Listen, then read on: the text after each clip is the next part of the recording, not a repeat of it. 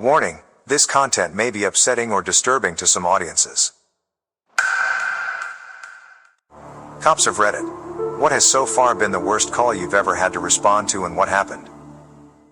Not a cop myself, but my dad is, and I asked him this one time. He told me it was when he went to this one house because a woman had called and said that men were breaking into the house. He gets there and he said it was immediately very clear that the woman was not exactly all together mentally.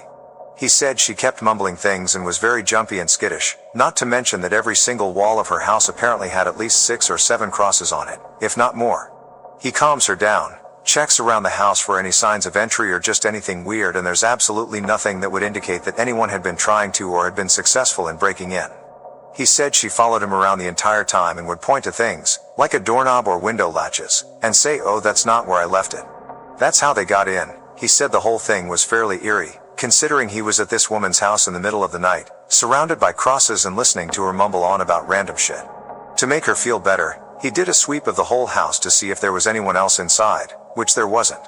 He said the one thing that made it creepy for him was the fact that every few minutes she'd say something like, "Oh, they're here again," or "He's right behind us, I can feel it." UK. Got called to assist ambulance at an address because they were struggling with a woman who'd had an apparent seizure. We got there and she's this tiny skinny little Singaporean lady who's being held down on the floor by a paramedic. She's hissing and struggling against her and repeatedly trying to bite the paramedic. Her eyes are all black and red, no white. It takes me, 200 pounds, my partner for the evening, 180 pounds, plus 3 paramedics to hold her down. All the time she's struggling and trying to bite with veins popping out of her neck. She's looking past us at the corner of the room screaming at something that isn't there, telling it not to kill her and us. Her husband, who seems weirdly unfazed by the whole thing, tells us this has been happening since she last went to Singapore and got sick after visiting a holy site. Usually her sister has to stop it by putting this powder on her forehead and a cross, but unfortunately she's out of the country. In the end she was taken to hospital for a mental health assessment by the paramedics. I often wonder what the outcome was, but have no way of finding out, unfortunately. Got a call that someone wasn't answering their phone or the doorbell. We got to the house and noticed that every window was blinded by either curtains or pieces of paper. We rang the doorbell and yelled through the letterbox, but there was no answer. We opened the door and got inside. In the house it looked like someone just had lunch. There was bread on the table and juice or milk in the glasses. Children's toys scattered all around. Then I saw a note that gave me the chills. It was a suicide note. As the door was locked from the inside, the person had to be in the house. We checked room by room and my heartbeat was at 300% when I checked the bathroom. Preparing myself for slit wrists or throats, I opened the door slowly, but there was nothing. Finally, one more room left, which was the attic. We walked slowly up the stairs and we found the resident there, hanging from a beam. I will never forget the adrenaline I had, the scene in the living room or the resident I found. Working third shift on Halloween night, I'm out by one of our smaller lakes just outside the city limits. Kids love to go out and drink, which is surrounded by some very nice houses. Going through the neighborhood, each of the roads ends at a small 2-lane road that surrounds the lake. I'm slowing to the stop sign and already starting to look to my right to make the turn when my headlights start tracing the rock wall that surrounds the lake. I catch something out of the corner of my eye in one of the large trees that dots the walk path. I back up to see what it was and I see a guy hanging. At first I thought it was a Halloween decoration. The neighborhood is really into decorating for every holiday, so I stop, get out, and as soon as my flashlight hits him I realize, nope, no decoration, he dead. As I'm standing there getting ready to call it in, I notice a gaggle of kids coming down the street trick or treating. Shit, as soon as they see my car they start heading my way faster, so I book it back up the block to meet the parent walking with them and tell her she needs to take the long way around the block the other way. She can see it on my face, I'm not kidding. Turns out he was a 20-year-old that was devastated about his girlfriend breaking up with him, and she lived in the last house on that block where she would see him the next morning when she looked out her window. I posted this before when a similar thread like this popped. Not me, but my friend is a cop in a major Canadian metropolitan, and one night that we were supposed to go out after his shift, he decided to pick me up in his cop car, since he was almost finished his shift and was just going to drop the car back at the depot. On the way though, he got a call that someone was complaining about noises coming from their basement that sounded like a person, so he decided to make that his last stop. I was told to wait in the car, while he talked with homeowner and checked it out. He was gone for about half an hour before we came back and had this terrified/amazed face on him. Apparently the homeowner was hearing loud thuds from his basement for a couple of weeks, but on the day of the call they were really loud and scaring him. He had a walk-in basement, so he thought maybe someone had broken in. My friend goes to the basement to check it out with the homeowner. Basement is all dark and the lights need to be turned on from the electrical panel. So they get to the panel and my friend says he saw something in the corner of his eye. He turns around and at an end of a hallway which leads to a cold storage he sees a guy facing the door of the cold storage just standing there. He yells at the guy to turn around but he doesn't. Homeowner sees him too and is really scared.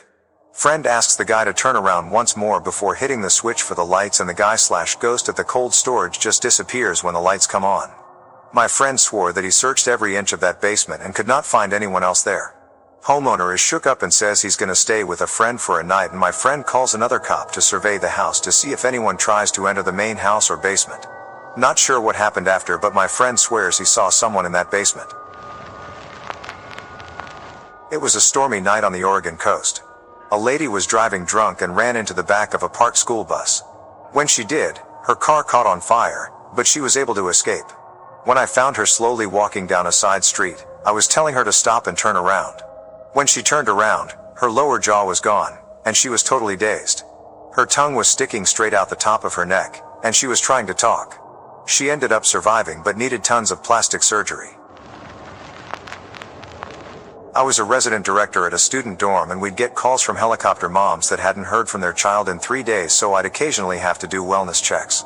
I was never really concerned because kids are too busy getting stoned, shagging, studying, and drinking to call mom every night, but I had one call that I was prepared to see something ugly. It was for a resident I knew pretty well who was always a bit down, who didn't really have any friends, and gave off a weird vibe, but I knew she was close to her parents and walked around calling them a lot. Keying into her room, I was ready to see her in the tub or with a belt around her neck or a spilled pill bottle somewhere.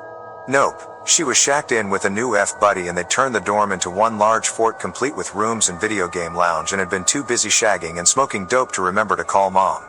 She hadn't heard me knocking over their noise making and both were quite upset I'd barged in. This may be quite tame compared to other posts, but so far it's the creepiest for myself.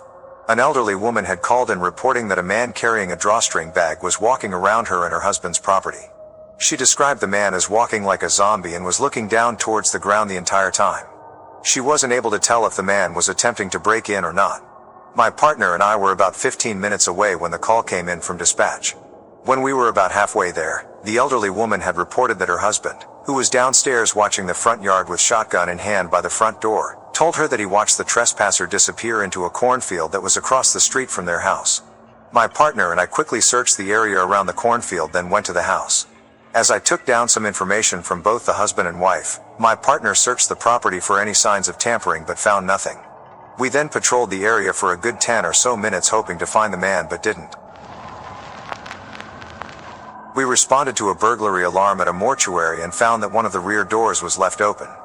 Policy now dictates that the entire building needs to be cleared, searched, to confirm that it was a false alarm, which most are. It's the middle of the night and totally dark. We use flashlights and never turn on lights. We walk into one of the rooms and see a body on a table. It appeared that it was waiting to be processed, possibly embalmed, by the mortician. It smelled like a mildly decomposing body. Suddenly I see a shadow to my right and I shine my light there and find nothing out of the ordinary. I immediately smell a really strong whiff of perfume blow by me. The search was completed more expeditiously than normal after that. Nothing was found. Now I'm not a mortician or anything, but I feel like it's kind of weird to just leave a body out overnight. Was there ever some kind of follow-up? It's not odd. Bodies don't decompose for 2 to 3 days at room temp. They can be stored in the fridge for about a month, freezer long term. In cold climates, the ground freezes and they hold them until it thaws for the actual burial if there's not a religious issue. I'm not a funeral director, but I work at a funeral home. I stopped a 25-year-old Asian male from entering the east executive entrance of the White House. He had slit his wrists and neck prior to his arrival, but not deep enough to hit major blood vessels. He told me that he was a secret agent working for J. Edgar Hoover and that he was 60 years old. He said he had important information to pass to President Obama. I ended up having to detain him, stop the bleeding and then involuntarily commit him.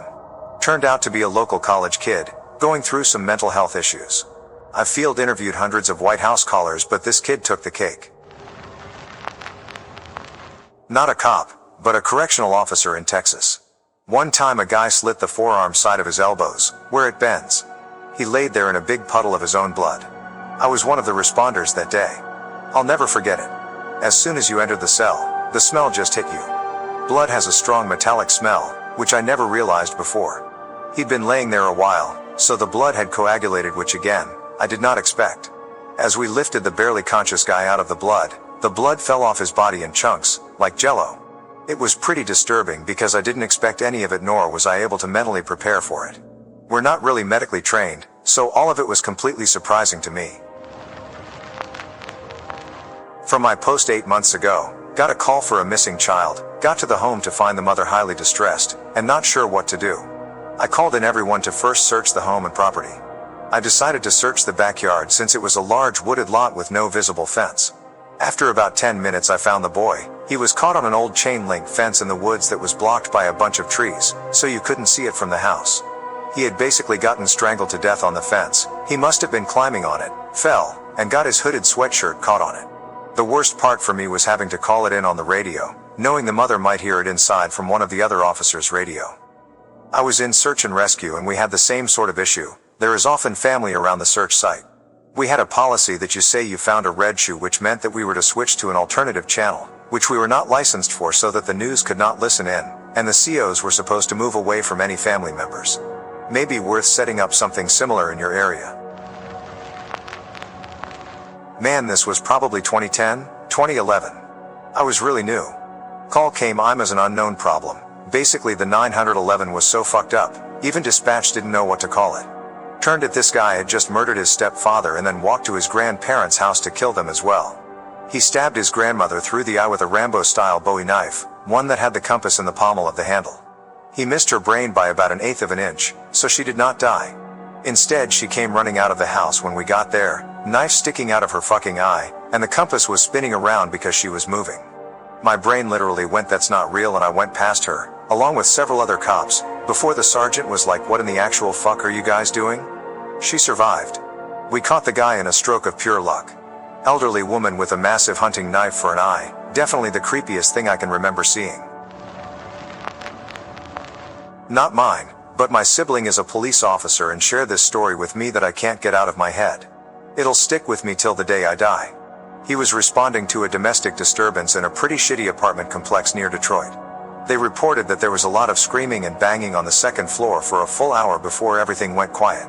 Being a shitty neighborhood, they didn't bother to call until things started to smell. So my brother and his partner walked up to the door, waited and got no response except for a faint meowing. Finding the door unlocked, they enter. Things around the living room were tossed around. The TV was busted, as well as a few holes in the wall from where some large fellow obviously punched it in his anger. No big deal so far, but they had to clear the apartment considering there were 2 voices reported in the kerfuffle and so far 0 people. They go to the bedroom, turn the handle, and instead of the door swinging open, my brother ends up walking into it with his shoulder because something has it wedged closed. At this point, he knew what he was about to walk into, so he gave his partner that look and shoved the door. A multicolored cat ran out, its white fur not so white anymore. A bit pink around the face, in fact. Directly on the other side of her door was where the female of the argument ended up laying, back against it, half-seated. She was barely recognizable as a human, for beside her was a piece of the bed. A wood post, torn off and used to bludgeon her. Repeatedly. They looked around the room and there were bloody handprints everywhere, looking like they originated from the bed and rotated around the room. A good amount of smears of blood and handprints were around the window and its locks, the girl having desperately tried to claw open the window to scream for help. A few chunks of fingernails lay on the sill and the floor below. Turns out they'd nailed the window shut. Again, shitty neighborhood, so there was no getting that open. The handprints circled the room, as well as a few face prints for when her head was smashed against the wall, all leading up to her final resting place beside the door. There were bite marks on her face as well, when the cat got hungry enough and started to help itself to the kneaded pulp that remained after her beating. The man was never caught. He was a live-in boyfriend that was supplying her with crack apparently. The cat went to a loving home after being sheltered. A loving, tasty new home. Edit, for those asking, well, how did he get out? Same way my brother got in. Through the door. I'm assuming she sat up after the boyfriend left to reflect on her life choices while drowning in her own blood draining down into her lungs. In other words, I don't know.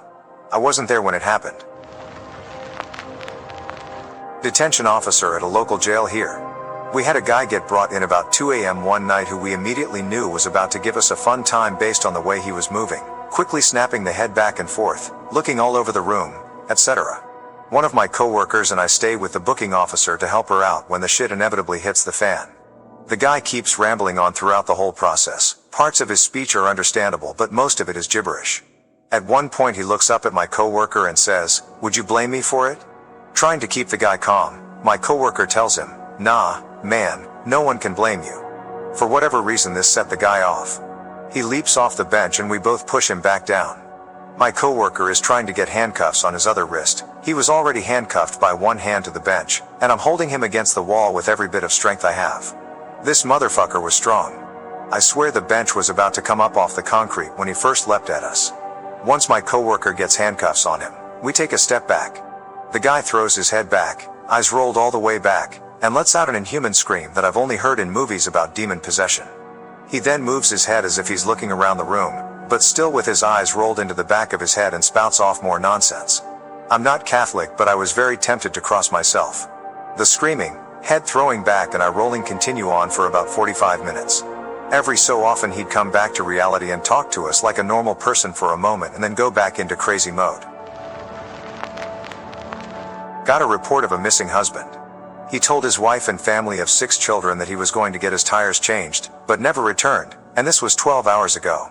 They had purchased another house in a neighboring community, and the relationship with the wife was under pressure, so the wife assumed he was staying at the other house, and claimed he would never kill himself. The strange thing about this report though was that he emptied his personal bank account into his wife's this morning as well. The wife explained this off saying that they recently had a fight about finances, and he agreed that he was bad at money and maybe they should just have a joint account that she controls.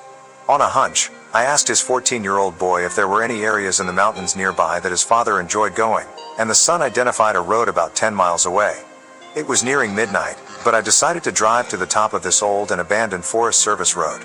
As I drove through the snow and started to climb the road, I felt a gut feeling that I would 100% find this guy up there either thinking about or already acted out a suicide. The snow-laid gravel road had some sign of travel, but no real indication of how fresh the vehicle tracks could be. As I reached the top of the road after an hour of travel, I was honestly surprised that I did not find his black truck. I spent the drive back down thinking about gut feelings and how they are unreliable, but that I somehow felt different about this one. As I traveled up the road, I did notice over a dozen smaller roads branching off, but they were not mapped, and I had already spent too much time on a single occurrence in a busy city with too few police officers. Nonetheless, I decided to check a single of these secondary roads, and about 3/4s of the way down I picked a road at random to check, and sure enough my headlights lit up the back end of a black truck about 100 yards past the first corner. Even if I hadn't memorized the license plate beforehand, I wouldn't have had to run it. It was clearly his. I radioed that I had found the truck, parked my vehicle, and traveled the 20 feet to his truck with my heart beating like I was doing it at a sprint rather than a normal walk. What I found inside was a mess of brains and blood caused by a self-inflicted shotgun wound under the chin. I'll save you from the description. There was just something about that gut feeling while traveling this abandoned and quiet mountain road, followed by a sense of being tricked by the gut feeling, then finding out it was true by discovering such a gruesome scene, having to wait 3 hours next to his truck waiting for body removal, and then to end it all by having to go to the family who was expecting good news to deliver to them the worst news possible. That makes me feel creeped out to this day. One night at about 11:30, this guy jumps off of a bridge into a bay. On the way down, he hits a guardrail and loses both forearms and the top of his head. One set of officers found his arms and set them aside. I was on the dive team, so we go collect his remains. While we check on his condition, we notice the brain is missing. This was me flipping up his scalp and taking a peek inside to find nothing there. It's very strange to look for something very important and not find it. Anyway, we bag him up and get him on the boat. Our supervisor tells us we have to at least look for his brains. Gross. So we dive and look around, but the only thing we find is a piece of skull. And we had decided if we did find it, none of us wanted to grab it. 2 adults reported missing, parents of 2 adult children, 1 male, 1 female. Alerts are in place for the missing people's credit cards. The father's credit card hits on a purchase at a jewelry store where an engagement ring was purchased. It leads us to the son who made the purchase of the ring. Son is questioned and confessed to killing both parents and burying them in shallow graves. The son led us to the gravesite and we began the process of recovery. Both mom and dad had black garbage bags over their heads being held in place by duct tape around their necks. The sight of the bodies, especially their faces once the bags were removed, and the smell is something I'll never forget. Ex-military police here. Responded to a call of a woman with blood between thighs and t-shirt screaming in the yard. I'm first to arrive. She was the wife of serviceman, raped brutally. Was notified en route that there were also 3 dependents in the house. Unknown ages, but under 18 years old. Get wife on the ground, backup arrives, ambulance are en route. I proceed to enter the house with sidearm drawn. Serviceman is unconscious, living room floor, pool of vomit around his head. 2 children holding themselves on the couch, in absolute terror. I gather up the kids and get them outside with the mother. The situation is surreal and I'm completely over my head. I re-enter the house. The state of it was hellish. Like a bomb of cigarettes, booze, maggots, diapers, and rotting food had been detonated. I have to find 3rd dependent, stop and check if serviceman was alive, had pulse. Make my way to the back room. There is a crib. No noise. I try to mentally prepare myself to see a dead baby. I approach the crib and see the baby asleep. I can see chest raising and lowering, partial relief. Dried poop encrusted the backs of its legs, butt, and back. The baby had not been bathed in some time. Virtually abandoned. Ambulance is now outside. I demand someone to get the infant. The base ombudsman woman arrives. She panics. I call my supervisor, who was on leave. Told him to get to the scene as fast as possible. My aspirations of continuing a career in law enforcement after my enlistment ended right there. Grandmother's story. Retired homicide detective. Couple call police because they are missing their baby. Grandmother and partner show up to investigate the house. It's just the husband, wife, newborn and dog that reportedly live there. Husband is angry and wife is visibly shook. Understandable. They are missing their child. My grandmother's partner find bits of blood near crib, as well as more blood near the dog house outside. After pressing the couple, mainly the wife, they come to find out that in a fit of rage from not getting any sleep from the baby crying, husband picks the newborn up and smacks him against the wall repeatedly until the baby stops crying. They didn't know what to do, so they fed the now bludgeoned baby to their German Shepherd. My grandma has seen some shit. I'm not a cop, but my dad just recently shared these stories with me. My grandfather was a cop in a small town in the 60s, 70s. Late at night it was common for officers to pull over vehicles driving through town, especially if they didn't recognize them. He pulls over a bus load of people. He walks through and asks them where they are headed, yada yada. They were headed to California. It was Charles Manson and his group. Another story. Same grandfather, same stop, a car passing through protocol. Asked the driver where he was headed, BS'd for a while and told the guy to have a nice evening. Few towns over, guy gets pulled over again, shoots and kills the cop.